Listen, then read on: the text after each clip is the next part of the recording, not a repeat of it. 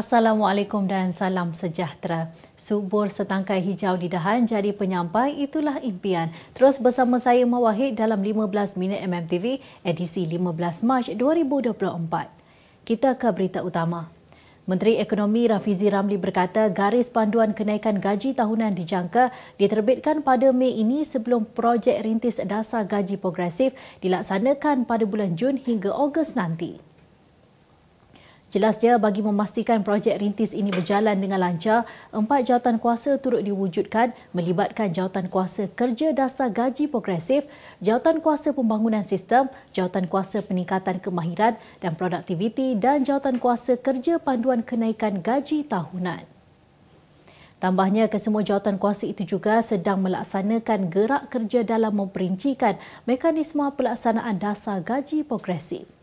Sementara itu, syarikat perusahaan mikro, kecil dan sederhana PMKS yang menyertai dasar gaji progresif juga akan diberikan bantuan yang berteraskan insentif tunai seperti yang digariskan di dalam ciri-ciri asas dasar gaji progresif. Malaysia menegaskan komitmen tidak berbelah bahagi dalam menangani Islamofobia termasuk isu keganasan dan kebencian terhadap individu berdasarkan agama atau kepercayaan masing-masing. Menteri Luar Datuk Seri Muhammad Hassan berkata Malaysia terus menjunjung perkara 1 di dalam Deklarasi Hak Asasi Manusia Pertubuhan Bangsa-Bangsa Bersatu PBB bahawa semua manusia dilahirkan bebas dan sama rata dari segi kemuliaan dan hak-hak. Pada masa sama, Malaysia bimbang dengan pengiktirafan terhadap tindakan-tindakan provokasi, tidak menghormati dan tindakan yang menyinggung perasaan termasuk insiden pembakaran kitab suci Al-Quran secara berterusan. Muhammad berkata manifestasi Islamofobia juga akan menghakis usaha memupuk keamanan dan keharmonian di peringkat antarabangsa. Ahli Parlimen Tasik Gelugor Datuk Wan Saiful Wan Jan sedia memberi kerjasama kepada Suruhanjaya Pencegahan Rasuah Malaysia SPRM sekiranya Suruhanjaya itu dapat menjawab segala persoalan yang timbul berhubung imuniti anggota Dewan Rakyat di bawah Akta Majlis Parlimen Keistimewaan dan Kuasa 1952. Ia berhubung kenyataan dibuat Ahli Majlis Pimpinan Tertinggi MPT Parti Peribumi Bersatu Malaysia itu semasa menyertai perbahasan titah diraja pada 28 Februari lalu di Dewan Rakyat berhubung tawaran habuan untuk menyokong Perdana Menteri Datuk Seri Anwar Ibrahim. Sejurus itu, SPRM telah memerintahkan Wan Saiful untuk memberikan keterangan berhubung kenyataan itu yang dijadualkan pada 13 Mac lalu dan terbaharu hari ini. Menurut Peguam Wan Saiful, Citan Jatuani, tindakan SPRM untuk memanggil anak guamnya melanggar prinsip pengasingan kuasa parlimen dan mencabuli keistimewaan serta kekebalan ahli-ahli Dewan Rakyat. Menurut Citan, Wan Saiful telah diperintahkan hadir untuk sesi rakaman percakapan di Ibu Pejabat SPRM pada pukul 3 petang tadi, namun masa ditetapkan tidak sesuai kerana anak guamnya perlu ke Pulau Pinang untuk melaksanakan tugas yang telah dirancang lebih awal. Mayat terakhir mangsa bot karam di Sungai Batang Balih berhampiran SK Lepong Balih akhirnya ditemukan hari ini. Jurucakap Pusat Gerakan Operasi Bomba Sarawak berkata mayat Konstebel Iskandar Ibrahim 28 tahun dijumpai terapung oleh orang awam kira-kira pukul 11.30 pagi tadi di kawasan Seputin iaitu pada jarak 2 km dari lokasi kejadian. Beliau berkata mayat mangsa kemudian diserahkan kepada pihak polis untuk tindakan selanjutnya. Terdahulu, beliau berkata operasi SAR yang memasuki hari ke-9 diteruskan pada pukul 8 pagi tadi melibatkan pasukan bomba, polis, Angkatan Pertahanan Awam, Lembaga Sungai-Sungai Sarawak, pejabat residen termasuk Jabatan Pengairan dan Saliran DIDKP. Dalam tragedi pada 7 Mac lalu, Iskandar bersama 3 lagi mangsa yang lain dilaporkan hilang selepas bot fiber yang dinaiki mereka bersama seorang lagi yang terselamat karam dalam perjalanan dari Kuching ke Nanggatuli, Kapit untuk membawa bahan letupan seberat 35 kg dan detonator. Utusan Malaysia dan Cosmo melancarkan satu lagi produk terbaru. Apa yang ada dalam Iklaneka? Ia adalah platform yang tepat dan efektif untuk mengiklan antaranya pelbagai jenis notis, cautan kosong, hartanah, tender, kenderaan, mencari wali atau waris dan pelbagai lagi. Apa yang anda cari? Semuanya ada di sini. 2 dalam 1. layari Iklaneka, theutusan.com.my. Kita kembali lagi. Bersempena kedatangan bulan suci Ramadan, program Kongsi Berkat Bubur Lambuk Anjuran Media Mulia Sinan Berhad dan Agrobank berjaya dilaksanakan di Surau Jumaat Al-Husna, Seri Semarak, Kuala Lumpur semalam. Berkongsi rezeki bersama penduduk setempat, sebanyak 1,000 bungkus bubur lambuk secara percuma diagihkan bermula pukul 5 petang. Menariknya, program tersebut juga turut dilaksanakan secara serentak di 10 lokasi seluruh negara termasuk Sabah dan Sarawak dalam usaha menyantuni dan mengeratkan silaturahim bersama masyarakat selain daripada menjalankan program perbankan selama ini. Kita telah pernah buat program ini pada tahun-tahun yang lepas dan kita harap dapat jalankan program-program seumpama ini untuk mendekati masyarakat pada tahun-tahun akan datang, insya-Allah. Ini satu program dengan Media Mulia, alhamdulillah, dan kita akan sokong segala program-program yang dijalankan oleh pihak media untuk Utusan Malaysia, Kosmo dan sebagainya. Kami juga mempunyai hubungan yang rapat dengan media-media dan wartawan di Malaysia. Dalam perkembangan sama, rata-rata penduduk di projek perumahan rakyat PPR Seri Semarak yang ditemui amat berbesar hati atas keprihatinan menganjurkan program sedemikian di kawasan mereka. Ini adalah merupakan program yang pertama sejak bulan Ramadan yang kali ni, tahun ni.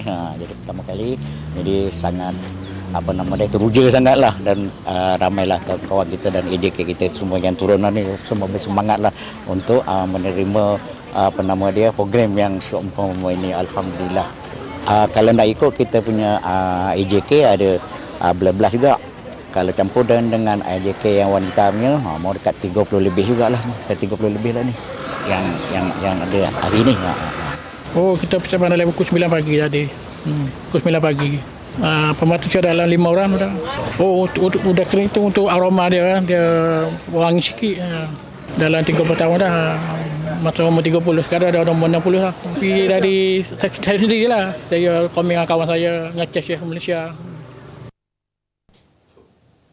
Pelakon Alif Aziz mengakui kilafnya masuk ke rumah Ruhainis dan menunggu ketibaan adik-beradik aktris tersebut untuk makan malam sehingga mereka dicekup berhalwat. Menerusi satu kenyataan di Instagram, suami kepada Bella Astila itu berkata dia tidak terfikir pertolongan membawa barangan kegunaan pengembaraan ke kediaman rakan gandingannya dalam drama terjerat itu mencetuskan situasi tidak terjangka. Perkongsian tersebut dimuat naik aktor asal Singapura itu serentak dengan kenyataan Ruhainis atau Nur Ruhainis Fariha Zainul Ilyas 31 tahun. Menurut Alif lagi, ketika mereka sedang berbual, pintu kediaman terbabit diketuk seseorang, namun Ruhainis tidak membuka pintu berikutan faktor keselamatan sebaik mendengar suara lelaki. Alif yang mengakui terkejut berdepan situasi terbabit turut menyatakan Ruhainis meminta Ristina berbincang dengan penguatkuasa iaitu hanya akan membuka pintu sekiranya ada pegawai jawi dan polis sahaja. Terdahulu, Ruhainis mengesahkan dia dan Alif diserbu jawi dan polis diraja Malaysia di kediamannya di Ibu Negara pada 8 Mac lalu ketika kedatangan rakannya itu atas tujuan bertemu ahli keluarganya yang lain. Ruhainis turut memohon maaf kerana berada dalam situasi yang menimbulkan syakwa sangka negatif dan sepatutnya perkara sedemikian dapat dielakkan. Berita dunia. Sebuah video tular di media sosial Indonesia mengundang ketawa netizen kerana memaparkan aksi licik seorang suami berpura-pura pingsan selepas dia ditangkap berdua-duaan dengan wanita lain. Dalam kejadian yang berlaku di Manado, wilayah Sulawesi Utara itu, isteri lelaki berkenaan dilihat tiba di sebuah bilik sewa bersama beberapa anggota polis. Setelah pintu bilik dibuka, si suami yang jelas terkejut secara tiba-tiba rebah dan kelihatan seperti pingsan. Si isteri kemudiannya memberitahu anggota polis supaya tidak menghiraukan suaminya yang hanya berpura-pura. Selepas itu, anggota polis meneruskan pemeriksaan mereka di dalam bilik dan lelaki itu bangun seolah-olah tersedar daripada pitam. Presiden Palestin Mahmud Abbas telah menugaskan Muhammad Mustafa untuk membentuk kerajaan baru dengan melantik beliau sebagai Perdana Menteri pada Khamis lalu. Pengumuman tersebut telah dibuat berdasarkan dekri Presiden. Dalam pada itu, Muhammad Mustafa akan menggantikan Muhammad Syataih yang meletak jawatan pada Februari lepas sebagai respon kepada perkembangan berkaitan konflik Israel di Gaza. Agensi Berita Palestin Wafa menjelaskan Mustafa kini berkhidmat sebagai pengerusi Dana Pelaburan Palestin, penasihat ekonomi kanan kepada Abbas dan ahli jawatankuasa eksekutif Pertubuhan Pembebasan Palestin. Kemas kini pengetahuan anda tentang isu ekonomi dan pasaran. Merangkumi sektor hartanah, perniagaan, keuangan, komoditi, IKS, halal niaga dan dunia korporat.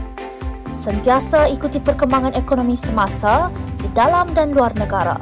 Semua informasi terkini hanya di hujung jari. Dapatkan edisi ringgit setiap Isnin hanya di Akhbar Utusan Malaysia. Berita ekonomi, Persatuan Pemaju Hartanah dan Perumahan Rehda menjagakan harga hartanah baharu dijangka terus meningkat pada separuh pertama tahun ini didorong kenaikan harga bahan binaan yang tinggi. Presidennya Datuk NK Tong berkata sebanyak 91% daripada 152 pemaju di Semenanjung Malaysia berdepan kenaikan kos bahan binaan tahun lalu berdasarkan kajian industri hartanah Rehda bagi separuh kedua 2023 dan pandangan pasaran 2024. Beliau turut berkata responden melaporkan kenaikan lebih 10% secara purata bagi harga pasir dan konkrit pada tahun lalu.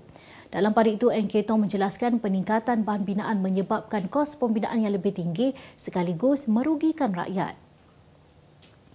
Malaysia kini berada di kedudukan ke-27 dari segi negara terbaik pelaburan di dunia dengan meninggalkan Thailand di tangga ke-37 dan China 39. Mengulas mengenai pencapaian itu, Menteri Pelaburan, Perdagangan dan Industri Tengku Datuk Seri Zafrul Abdul Aziz berkata ia adalah bukti kepada usaha Malaysia dalam mempertingkat kemudahan menjalankan perniagaan dan menangani kekangan utama yang dihadapi oleh pelabur. Menurutnya, menerusi pengiktirafan tersebut, negara akan terdorong ke arah memberikan perkhidmatan yang lebih baik dalam menjadikan Malaysia sebagai pintu masuk pelabur ke benua Asia. Menurutnya lagi, kategori pelaburan terbaik itu merangkumi persepsi perniagaan, asas ekonomi, perkhidmatan kewangan, rangka kerja institusi serta piawaian dan dasar antarabangsa. Berita sukan. Persorangan lelaki profesional negara Lee Zijia mara ke suku akhir pada kejohanan badminton seluruh England selepas menyingkirkan bekas juara dunia dari Singapura, Loh Kian Yew. Pada aksi pusingan kedua yang berlangsung di Ullita Arena Birmingham malam tadi, pemain nombor 10 dunia itu menguasai sepenuhnya permainan bagi mencatat kemenangan straight set 21-15, 21-12 dalam tempoh 32 minit. Aksi ditampilkan juara seluruh England 2021 itu nyata berbeza jika dibandingkan dengan prestasi sebelum ini apabila bermain secara agresif dan tidak mensia-siakan peluang melakukan serangan. Menjelang aksi suku akhir hari ini, Zijia akan menantikan pemenang antara pemain nombor 3 dunia dari Denmark, Anders Antonsen dan pemain India Lakshya Sen yang turut membuat perhitungan sebentar lagi. Manchester United mendapat semula suntikan semangat dalam perebutan ke pentas Eropah musim depan selepas Mason Mount kembali menjalani latihan setelah 4 bulan mengalami kecederaan pada bahagian betis. Kali terakhir pemain berusia 25 tahun itu beraksi bersama United adalah ketika menentang Luton Town dalam aksi Liga Perdana Inggeris EPL pada November lalu. Kepulangan pemain tengah itu memberikan sinar harapan baru kepada United yang kini berada di tangga ke-6 EPL menerusi 47 mata ketinggalan 8 sahaja lagi dengan pasukan tempat keempat Aston Villa. Bagaimanapun saingan musim ini dilihat agak mencabar buat Mount yang menjadi pembelian pertama United sebelum The Red Devils membawa masuk beberapa pemain lain seperti Andre Onana dan Rasmus Højlund. Sebagai penutup 15 minit MMTV hari ini, saksikan laporan cuaca esok Sabtu 16 Mac 2024. Jangan lupa dapatkan Akhbar Utusan Malaysia dan Kosmo untuk berita-berita terkini dan menyeluruh. Sekian sahaja pada saya Mawahid. Assalamualaikum dan jumpa lagi.